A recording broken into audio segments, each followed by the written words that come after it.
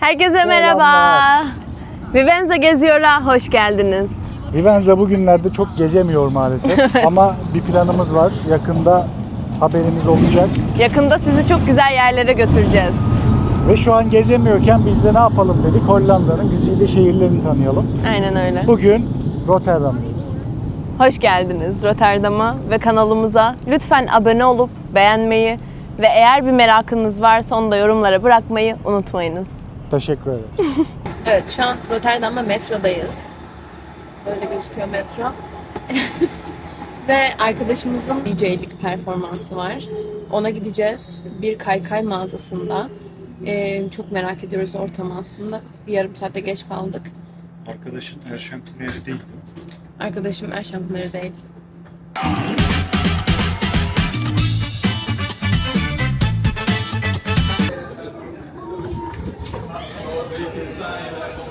Bunlar ne be? Evet, Rotterdam'a hoş geldiniz. Bir de bir not bilgi. Hollanda'da musluk suları içilebilir sular olduğu için belediyeler böyle mesela burada tren istasyonundayız. Tren istasyonlarına, şehir merkezlerine böyle daha erişimi olan yerlere bu şekilde içme suları koyuyorlar. Ve biz de burada şişemizi doldurup yolumuza devam edebiliyoruz. Böylelikle suya para vermiyoruz ve su gerçekten lezzetli.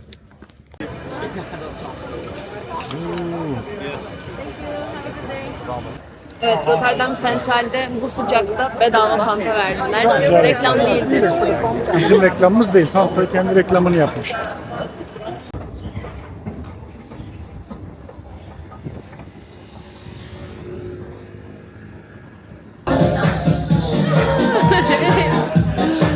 Thank God this camera is small. Evet, şimdi arkadaşımızın DJ performansına geldik. Biraz ona eşlik ediyoruz, onu destekliyoruz. Küçük böyle alternatif kıyafet satan bir yerdeyiz. Çok pahalı olduğu için hiçbir şey almıyoruz.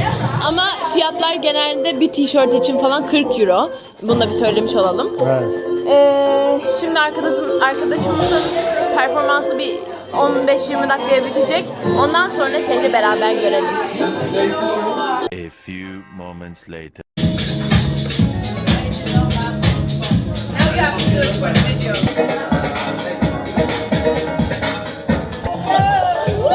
Okey okey.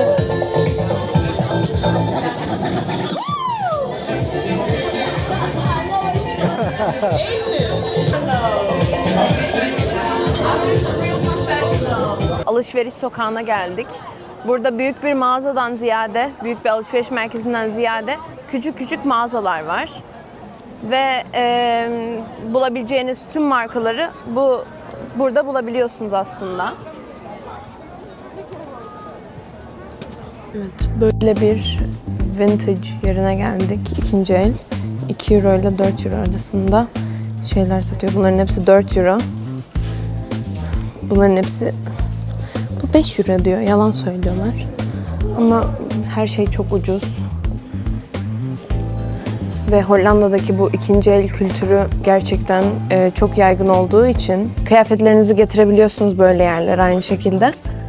Yine Rotterdam'da Kabak 40 euroymuş. bu 40 euroymuş. Gerçekten ilginç. Markası falan Fila.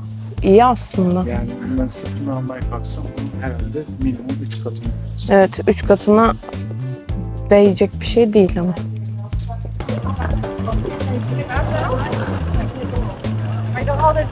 Kaykaycı tayfa da gelmiş buraya.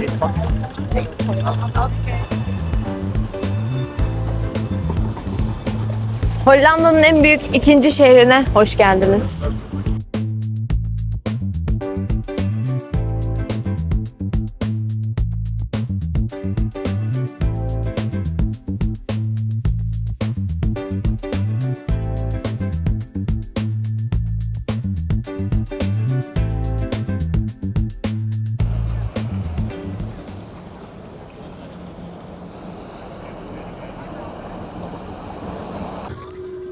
Bugün Rotterdam'dayız.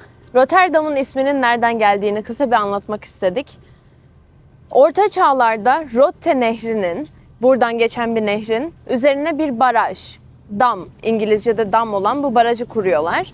Ondan sonra zaman ilerledikçe Rotterdam, Rotterdam'a dönüşüyor ve şu anki ismini alıyor.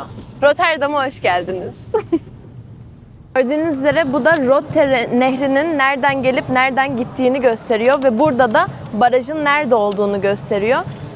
Baraj dam, bu da Rotte Nehri, Rotterdam. Bugün Rotterdam'dayız.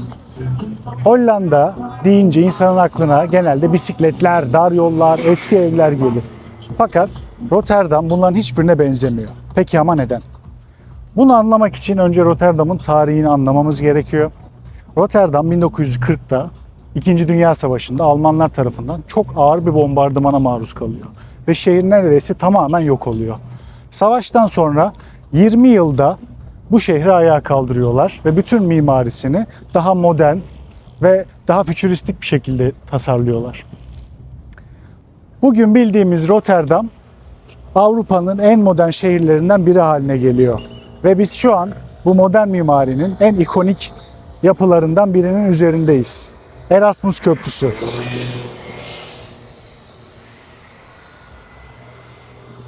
Bu. Hayır. Şurada da bir tane köprü var da. Yanlış köprüyü gösteriyorsak çok komik olur ama bu. budur. Hayır bu. Hatta bu köprü ismini bu topraklarda doğup büyümüş olan Erasmus isimli bir filozoftan alıyor. Evet, hepinizin bildiği gibi bu adamın ismini aynı zamanda Erasmus programına ve hatta üniversitesine veriyorlar.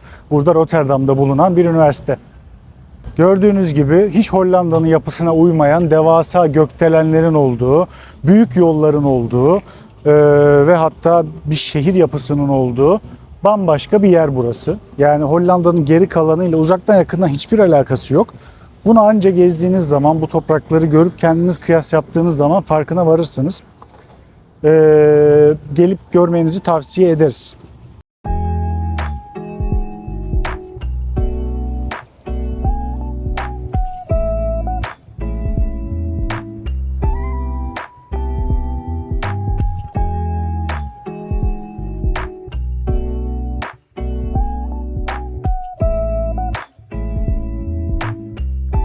Hollandalılar bu köprüye Koe, yani The Swan diyorlarmış. Cool.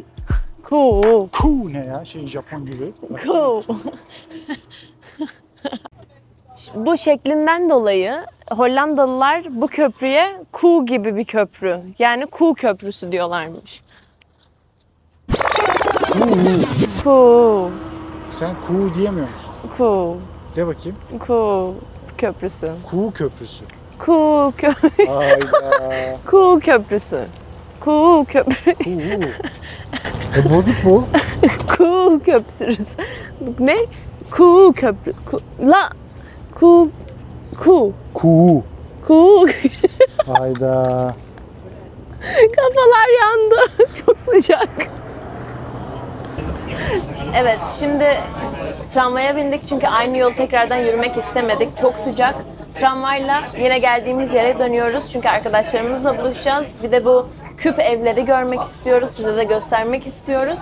Aynı zamanda orada da bir tane yemek marketi var. Orayı da beraber görelim. Çok acıktık. Bir şeyler de beraber yiyelim.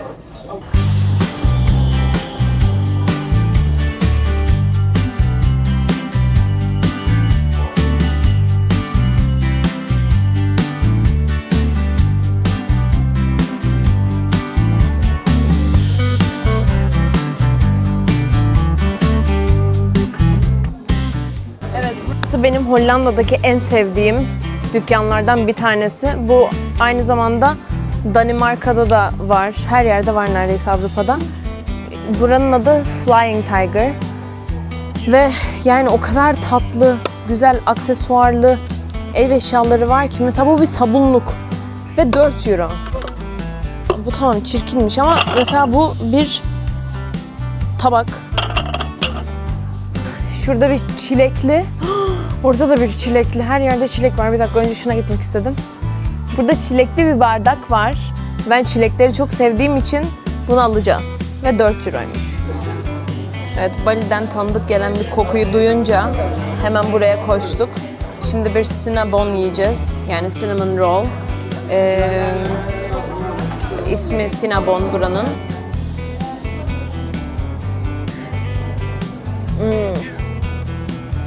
Hem sıcak hem de mükemmel.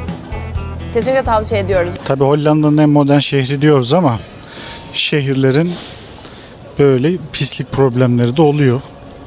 Yani belediye ne kadar iyi çalışıyordur bilmiyorum ama şu an bir pazar kalkıyor burada. Ve her taraf gerçekten çöp yığını. Ama zannediyorum ki belediye işini yapar, toparlar buraları. Şuna baksana ya. Hollanda'nın sokak hayvanları martılar. Yaramaz sakinleri. Bak şuna bak. Bu da nasibini buradan buluyor işte. Ama kolayı seçiyorsun. Git biraz balık avla.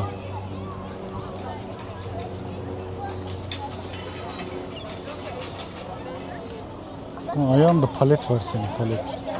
What are you doing?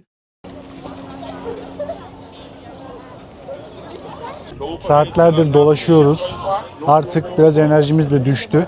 Şu an benim en sevdiğim kısma geldik. Yemek yiyeceğiz. Burada bir food hall var. Yani dünyanın her yerinden yemeklerin, çeşit çeşit mutfakların birleştiği böyle bir merkez var. Şimdi bakalım böyle kendimize neler bulabileceğiz, onlardan yiyelim.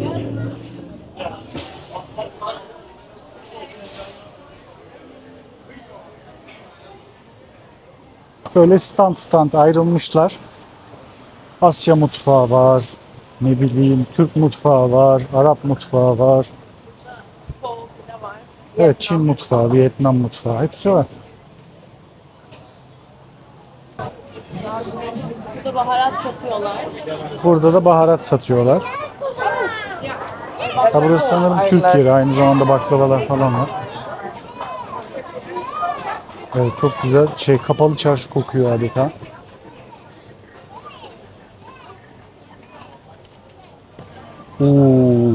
Pide mi dedin? Pide gömdük mü? Pide dedin, benim şu an başka bir şey düşünemez oldum. Akan sular durur pide dediğin zaman. Ama güzel midir onu Ayran bilmiyorum. bile var, ayran var. Kolay gelsin. Hoş bulduk abi. Vallahi Çok güzel kokuyor. bir tane bir kuşkaş gömelim abi, burada yiyelim. O zaman yukarı çıkıp Orada mı sipariş verelim? Tamam. Tamam abi, sağ olasın.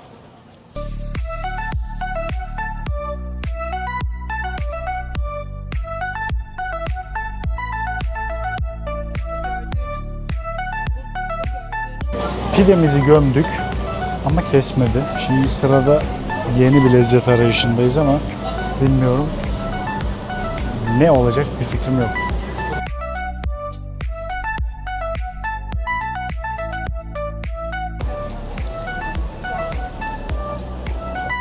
Sen çok beğenmediğin gibi bir tipin var. Rotterdam, Hollanda'daki Türk nüfusunun yoğun bir şekilde yaşadığı şehirlerden bir tanesi. Ve buraya geldiğimizden beri de hakikaten 3 kişiden ikisi Türk. Yani burada mekan işletenler de var veyahut da buraya yemek tatmaya gelenler de var. Türk ailelerimiz buralarda geziyorlar. Güneşli bir sıcak havayı bu şekilde değerlendiriyorlar.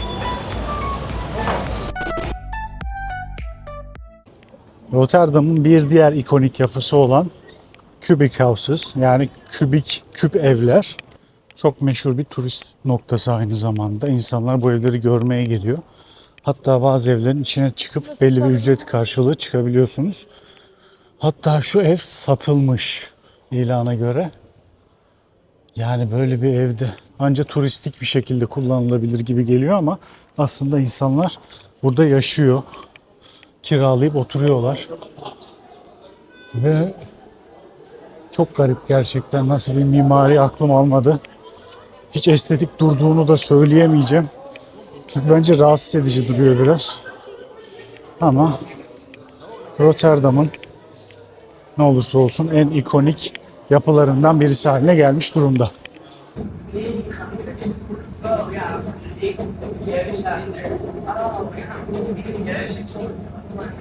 Evet, şu an trendeyiz. Yorgun bir günün ardından eve gidiyoruz. Dışarıda inekler, atlar, koyunları izleyerek gidiyoruz. Çok güzel bir manzara var. Treni gösterelim istedik. Treni ve tuvaletini. Trendeki tuvaletler bu şekilde. Yani trende tuvalet olduğuna sevinirsiniz ama çok kullanılabilecek bir halde değil. Rezalet bir seviye gerçekten ama çok kötü kokuyor. Bir de hiç iyi bir durumda değil. Ama son çare, artık çok sıkıştığınız bir durumda işinizi görecek seviyede. Yani o kadar da berbat değil ama biraz hijyen konusunda sıkıntılar var diyebiliriz. Neyse. Evet, bugünkü videomuzun sonuna geldik artık. Umarız keyifle izlemişsinizdir ve bir sonraki videoda görüşmek üzere. Yakın zamanda ilginç bir lokasyona gideceğiz. Eğer merak ediyorsanız takipte kalın. İlginç bir maceraya çıkacağız. Kısa da olsa. Şimdilik bu kadarını söyleyelim. Kendinize çok iyi bakın. Görüşmek üzere.